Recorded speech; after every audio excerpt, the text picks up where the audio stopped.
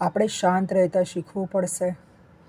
આપણે જ્યારે આપણો ધ્યેય આપણે પૂર્ણ કરવો હોય છે ને, તો સૌ પ્રથમ આપણે પહેલાં શાંત રહેતા શીખવું પડશે.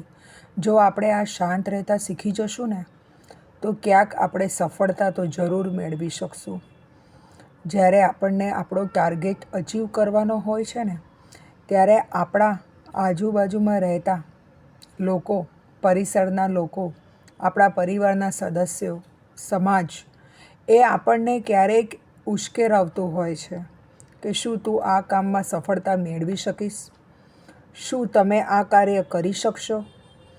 તમે આમાં કેટલી સફળતા મેળવી શકવાના છો? આવા અનેક પ્રશ્નો એ તમને પૂછતા હોય છે.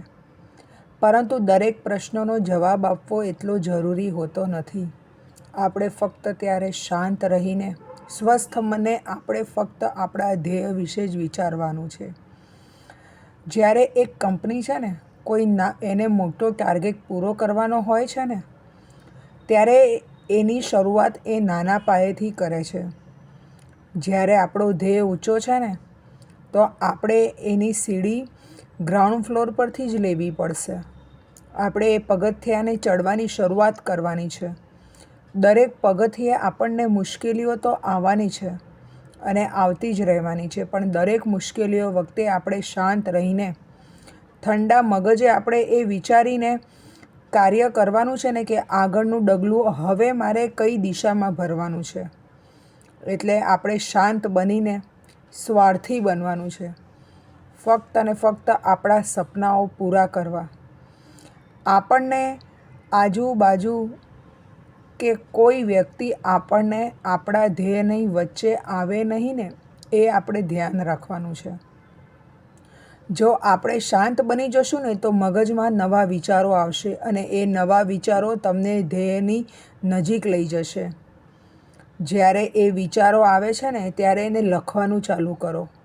એક નોટ બનાવો કે મેં પહેલા દિવસે શું કાર્ય કર્યું હતું. આજે મહિનો થવા આવ્યો, મેં એના ઉપર એકાગ્રતા રાખીને હું એ કાર્ય કેટલું પૂર્ણ કરી શક્યો છું.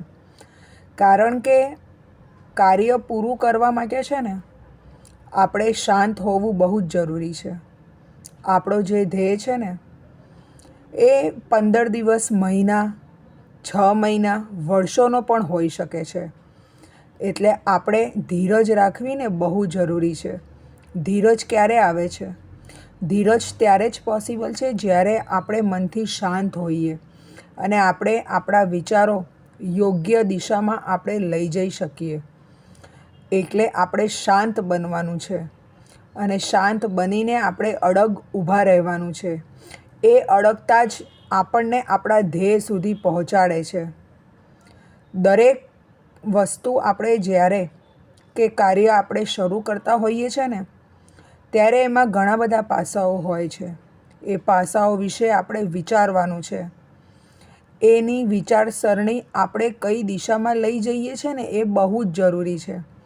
જો આપણે એને સકારાત્મક દિશામાં લઈ જઈએ છીએ ને, તો આપણે આપણા ધ્યેય સુધી પહોંચી શકીએ છીએ.